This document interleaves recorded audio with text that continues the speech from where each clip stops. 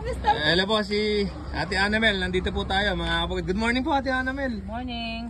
Ang dami niyo pong ano ngayon ha, hipon na. Opo. Hipon. Buhay na buhay. Oo. Bagong baba lang po yung hipon ni Ate Annamel. Nililinis po nila, may kasamang ano, yung mga janitor na maliliit, tsaka may suso. May biya.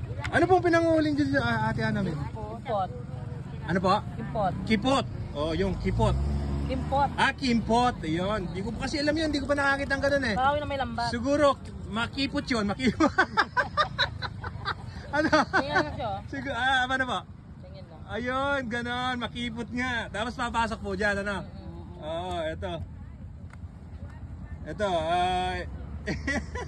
makipot nga, kimpot. Kimpot po ang pinanguhuli nila. Kaya kapon sa Dugmay, nahanap ka, nasan daw yung inaano mo, yung tinatanong yung San Agustin. Opo. Pwede po kayong bumili dito kay Ate Annamel. Magkano nga yung kilo nito ngayon? 200. 200 po, pang karamba o kaya ukoy. Ayan. Pati suso, meron din susong papa. Marami yan. Marami po kayong suso ngayon? O yan, marami suso. 100 ang kilo. Ay, 100 ang kilo. Ito. Ilan? Wait, dagdag pa. Ilan tayo? Daming ano? Dito, magkano gusto niyo? Meron pang nahalo, suso, iba-iba pala. Dito. Yung kimpot, makipot po yun. Para papasok yung para papasok ng mga hipon na maliliit. Ayan, ililinis-linis mga kabukid. Ayan po. Ayan o. Para matanggal yung dumi. Oo, para hindi mahalo sa timbang nila. Di pampabigat kasi yun, pero para matatalo yung mga bumibili pagka may dumi. So ngayon, wala nang dumi mga kabukid. Ito, konti na lang pala. May kasama pang...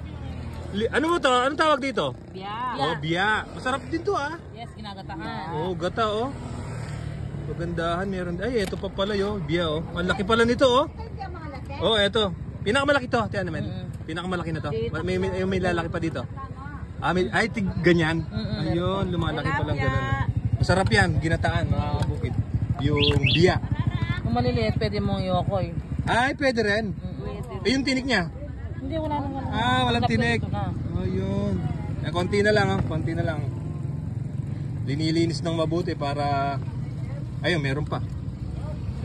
Yung yung janitor pisto. Para nakakatulong ba 'yon yung janitor pisto naglilinis ng o nakakasira? Nakakasira. Na yung isda pag tulad yan natatabo yung nahuli. Ay, ganon.